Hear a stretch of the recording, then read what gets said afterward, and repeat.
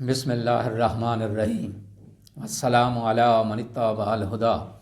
ہدایت کی اتباع کرنے والوں کو راحت دو جہاں قرآن چینل کی طرف سے سلام عرض ہے۔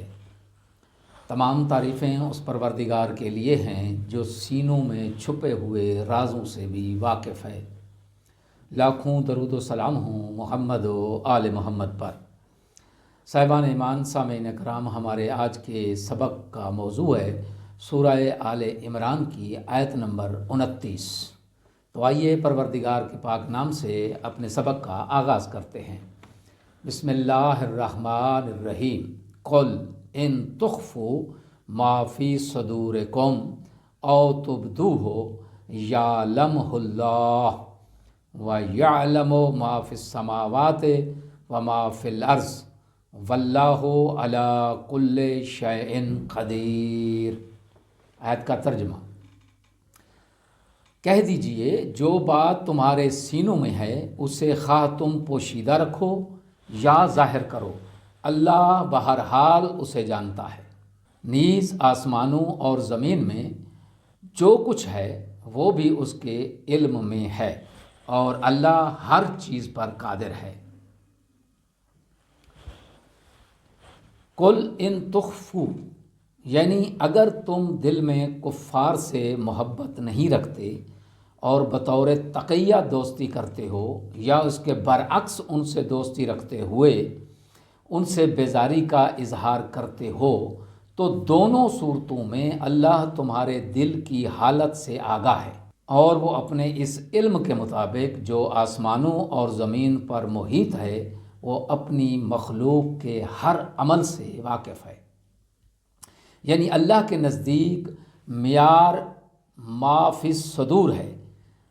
اگر دل میں ایمان ہے تو عمل اس ایمان کے مطابق ہی ہوگا، لیکن اگر کبھی خطرے کی وجہ سے ایمان کے مطابق عمل نہیں ہو سکتا تو اس صورت میں معیار وہ ایمان ہے جو دل میں ہے۔ اس سے پہلے والے سبق میں کفار سے تعاون اور دوستی کرنے اور ان پر اعتماد کرنے اور بھروسہ کرنے سے سختی سے منع کیا گیا تھا۔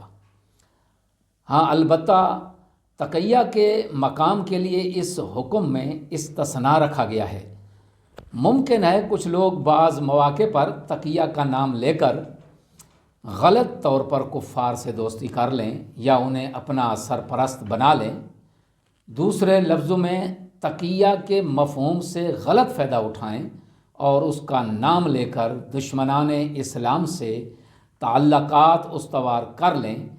اس لیے اس آیت میں ایسے افراد کو تنبیہ کی گئی ہے کہ وہ خدا تعالیٰ کے لا منتہی علم کو فراموش نہ کریں، کیونکہ اللہ تبارک و تعالیٰ تو سینوں میں چھپے ہوئے اسرار سے ظاہری امور کی طرح واقف ہے۔ وَيَعْلَمُ مَا فِي السَّمَاوَاتِ، اس کائنات میں کوئی ذرہ علم الہی سے پوشیدہ نہیں ہے اور نہ ہی ہو سکتا ہے، کیونکہ اللہ اور اللہ کی مخلوقات کے درمیان کسی قسم کا کوئی حجاب ممکن ہی نہیں۔ در حقیقت یہ آیت لوگوں کو اس طرف متوجہ کرتے ہوئے کہ اللہ تبارک و تعالیٰ دلوں کے رازوں کو جانتا ہے، یہ اشارہ کرتی ہے کہ وہ نہ صرف اسرار سے آگاہ ہے بلکہ یہ تو اس کے علم بے پایہ کا ایک مختصر سا گوشہ ہے۔ اس کا علم تو زمین اور آسمانوں کی وسعتوں پر محیط ہے، اور اس کے علاوہ اللہ تبارک و تعالیٰ توانا بھی ہے اور گناہ گاروں کو سزا دینے کی قدرت بھی رکھتا ہے۔ وہ علی کل شیء قدیر بھی ہے۔